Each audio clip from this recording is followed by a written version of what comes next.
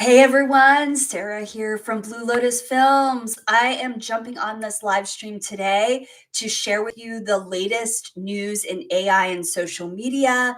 And I'm so happy if you're joining me live as well as watching the replay.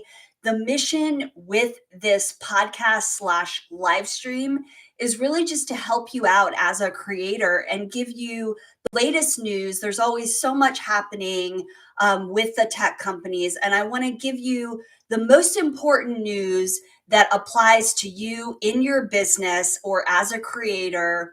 And also, we dive deep. We talk about what these developments mean. So we're not going to dive into all the all the nitty gritty details of each feature.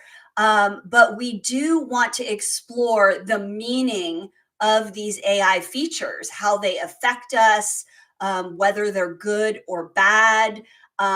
We really want to get a handle on whether or not these features actually are going to hurt us, are they going to help us, and what direction are we going in terms of the online marketing experience as a business owner.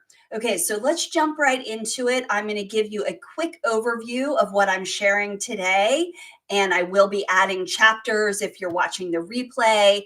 But there's actually just a couple pieces of news I want to talk about today. I'm very selective in what I share because, as I mentioned, all of the different news about AI doesn't directly affect my viewers. And so I really curate what I share with you on this live stream podcast. So it is the most helpful news. And so it's not just about sharing, every little thing that happens. Okay, so what we're talking about today, YouTube just came out with a very big announcement about how AI is going to look on YouTube going forward.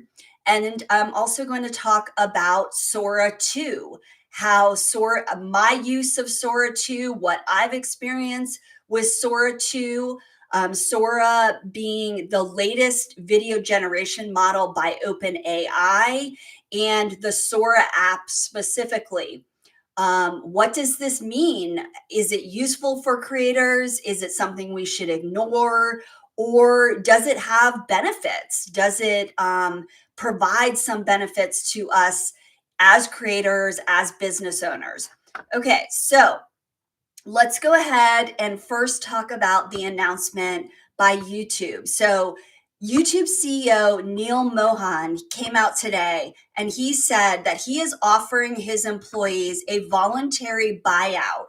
So he is not laying off any YouTube employees, but he has said that the entire YouTube company, entire structure at YouTube is going to be reorganized going forward. And this is because he is prioritizing AI. He says that AI has a really big future as the new frontier on YouTube. It's going to affect how people create videos. It's going to affect how videos are suggested to viewers on YouTube. And it's also going to affect the overall user experience. So really big news that he says, he wants to give his employees an opportunity if they are not aligned with this new vision of really going forward, headstrong, getting AI integrated within the YouTube platform. He's giving his employees an option. They can leave now, or they can stay on board and really get aligned with this mission. So why is this important for me to share about? Because as a YouTube creator, I help out business owners with their video marketing. I have over 20 years experience in video production and 15 years experience in video marketing. I run a video marketing, video production company. I work with clients, both creating videos from scratch, from start to finish, as well as coaching people on their video marketing. And so I pay attention to what the biggest platforms are saying about AI and how they might integrate AI within their platform. And so the CEO of YouTube coming out with this reorganization of the company is really big news. Now, to be clear, that's all we know so far. It really opens up a lot of questions and it raises an eyebrow. What does he mean specifically? So let's look at that in the context of what we do know, what has happened already so far with YouTube.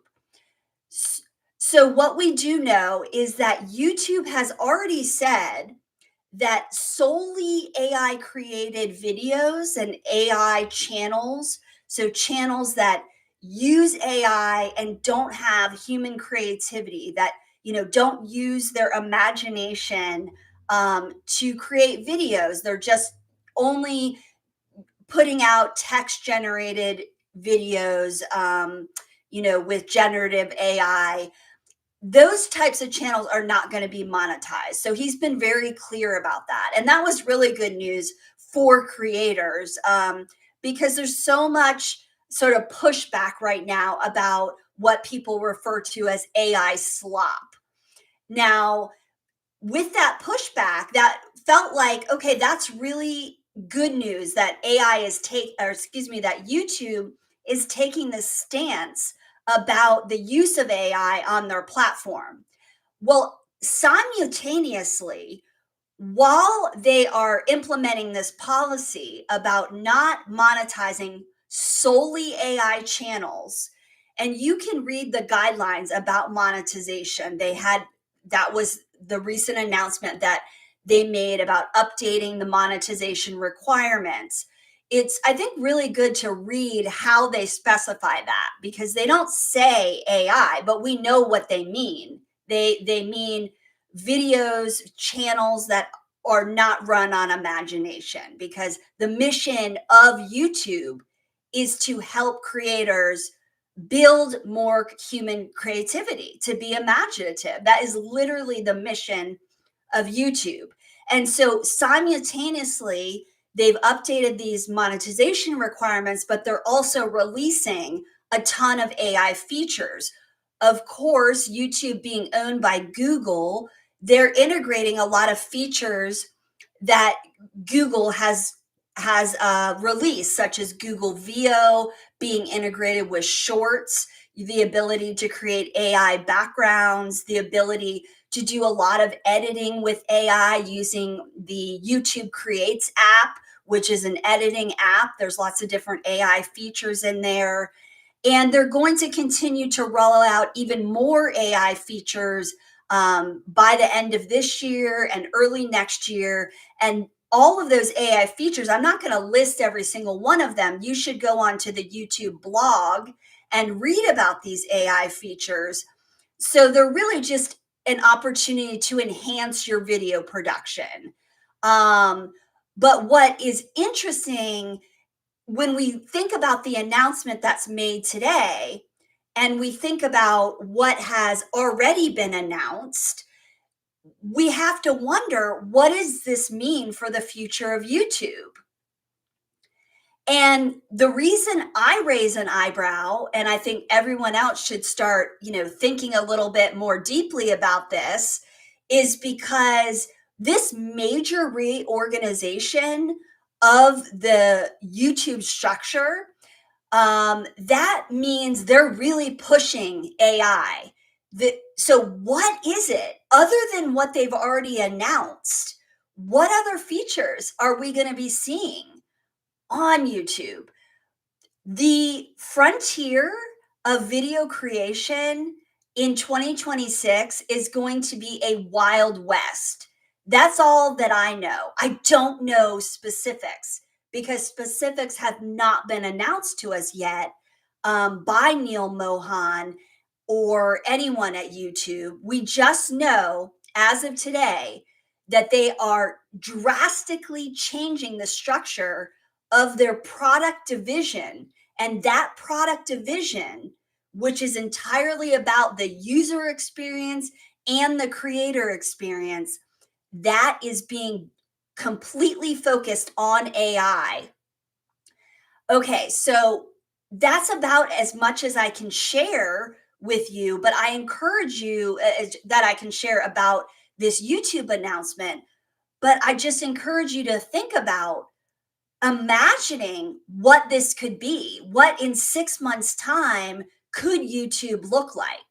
Because on one hand, we don't want all of the AI slop, and YouTube doesn't want the quote unquote AI slop.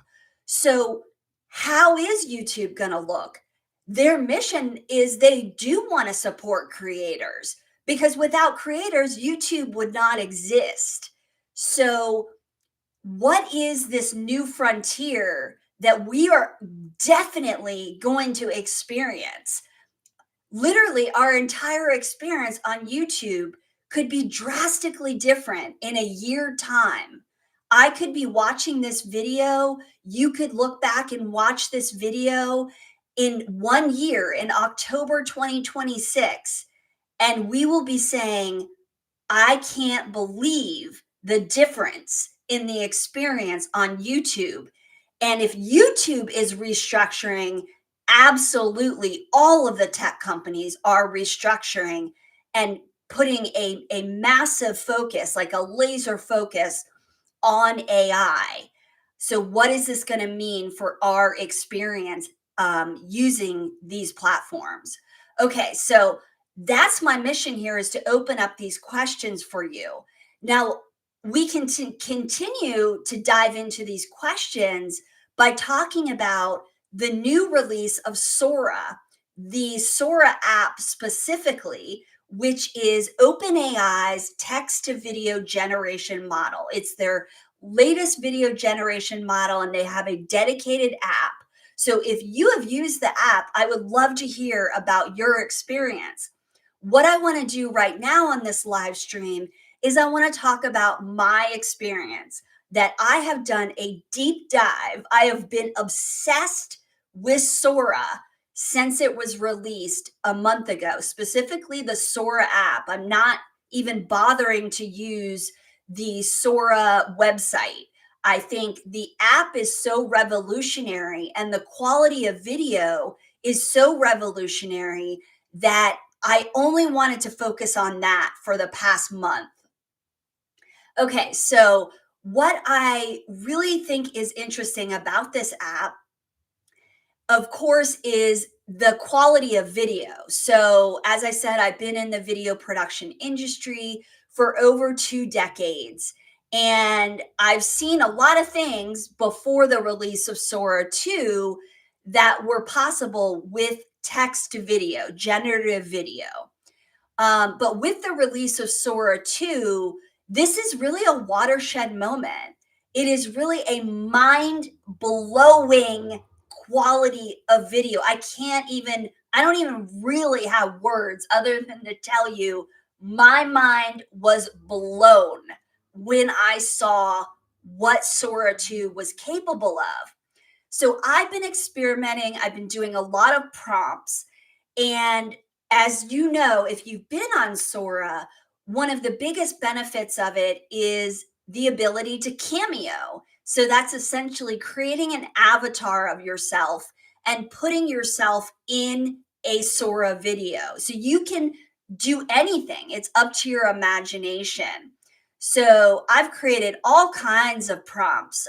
I'll put my username in the description. Please follow me on Sora. Just check out what I've been doing. In the future, I want to be able to screen share so I can show you some things. But I find that it's really, really fun. Okay, so that's the first thing. This app is highly entertaining, and I find it to be highly addictive.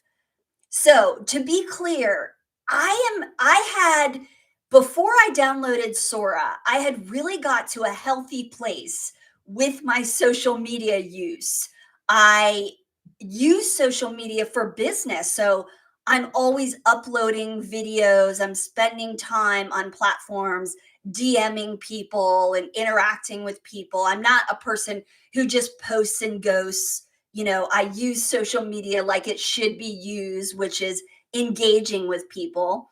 but I have limited my use because I just know how easy it is because I'm quote unquote using it for business that I can easily go down a rabbit hole. So I had really limited my screen time, especially at night. And with Sora, it's just gone down the drain. Like I was using it about 2 hours a day. Part of the reason I feel like my use for this app went up pretty high is because you have to generate multiple videos. So I don't know if it's just superstition or just the way I feel about it, but when I generate a video, I don't close down the app. I keep the app open because I think there's a possibility you might get a better quality video if you keep the app open. And then when I see what's been generated, quite often I have to generate a prompt, the same video concept. In other words, I need to generate that like 3 or 4 times. So if I'm publishing like 4 videos a day, which honestly is amazing, I do not publish 3 or 4 videos a day on any other social media platform. Um, but that's like 16 videos that I'm creating a day on Sora. So I find that I get a better output by the third or fourth generation. And that's not surprising. I mean, the model is still being trained by us. But in addition to just being able to experiment and have fun and see what I generate, I'm also experiencing so many amazing creators that are really putting together some really creative generated videos, coming up with really imaginative prompts. And then the cool thing about Sora is you get to remix other people's videos and you get to cameo with them. So it creates a really big opportunity for creativity, and it's really exciting. We've never been able to do this before in human history. Now, I know a lot of people are scared. Um, People that I talk to, filmmakers, other video production experts that I talk to, video production, business owners, videographers, editors, all of these people are like, yeah, it's cool, but is this going to put us out of business? Well, I think, this is where we need to bring our open mind and to bring some critical thinking because on one hand I do find a lot of the videos are really annoying, but then you weed through and you find your creators, you find people that you follow, and there's some amazing stuff that is really being generated, and it opens my mind to more creativity of like, well, what can I do with just traditional video production?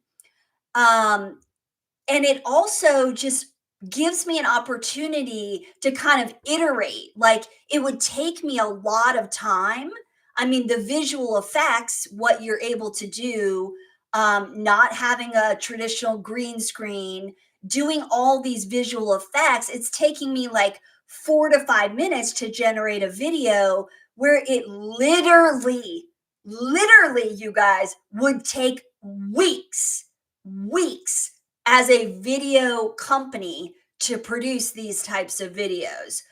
So, on one hand, there's a great advantage of efficiency, of, this being an exciting place of exploration.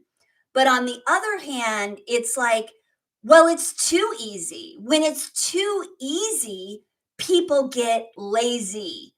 Okay. And what I don't want to happen is for people to lose their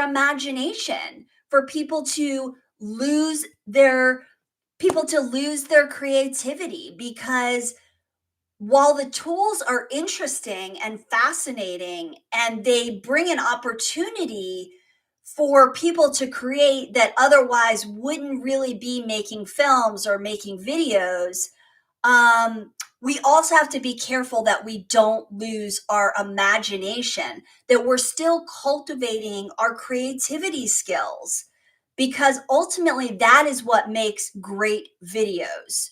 So, on this live stream and podcast, always want to offer a perspective of nuance. That on one hand, you're going to watch a lot of creators on YouTube that talk about being anti AI. And then you're going to talk about some creators that are like, oh, yeah, let's embrace all of this AI. And then I think you find a lot of people like myself, there definitely are other video people out there that are right in the middle, but they don't know what to make of it. And for those of you who are kind of questioning, what does this all mean? And what does this mean for social media? Because we don't want an experience where it's only AI, where we're just solely watching AI videos, right?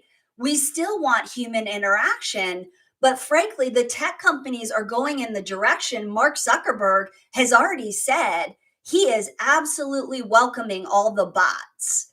He wants an experience where his platform is infiltrated, like, that is the appropriate word. He wants Meta to be infiltrated with AI and with bots. So, what I think we have to do is we have to be the people, the consumers who are really focused on the nuance. There is always going to be a gray area. And so we want to focus on, well, there are benefits, but the benefits mean we need to approach this with our eyes wide open. And we need to use this in a way that's responsible and ethical. Okay, so I encourage you all to think about that, what that means. So, for instance, we know already that literally the day that Sora 2 was released, Hollywood had a really big pushback. Hollywood was like, this is not okay, because the entire video generation model, Sora 2, was trained on Hollywood videos. So there's a huge copyright issue and copyright fight that's happening right now between OpenAI and Hollywood. And to my understanding, it hasn't yet gone to court, but there could be some kind of settlement. And I understand the copyright issues. I'm a creator. I don't think it's cool for any company to steal people's work and to benefit off of that. But quite frankly, OpenAI isn't even profitable, you know. So this is a new frontier, and I don't think we can say, oh, yeah, we shouldn't have this at all. Like, please just don't use it at all. And then on the other hand, we don't want to say, well, yeah, we want to use it and we want to just, screw over everyone that is concerned about copyright. So there has to be some middle ground. And this might be helpful for you all to hear. I feel like, this is a very common experience throughout human history, that anytime there's new technology, there is going to be pushback. When we think about the release of radio, when we think about photography, portrait photographers were really scared when photography first became popular and first became accessible to the masses. Portrait photographers were going out of business. So that is my mission, is to really get you in that creator mindset. We're not about just pushing buttons. We're about creating a mindset where we bring our experience, our storytelling, our unique our unique perspective, and we combine it with the technology. And we can also remember, I think this is something fascinating that I really think about when I'm using the Sora app. When Hollywood was first founded, did you know that most of the major studios were not interested in releasing movies with sync sound. The studios have always been about control. But the interesting thing is, before the studios were even founded, there was a coalition of inventors, including Thomas Edison, who said, you can't use our video camera, you can't use our film cameras. We invented the film camera, and we don't want anyone except us to be able to use the film camera. So that is amazing, right? Like, if Hollywood hadn't have made a deal with, it was actually called a mafia, like the film camera mafia, before the studios were even founded.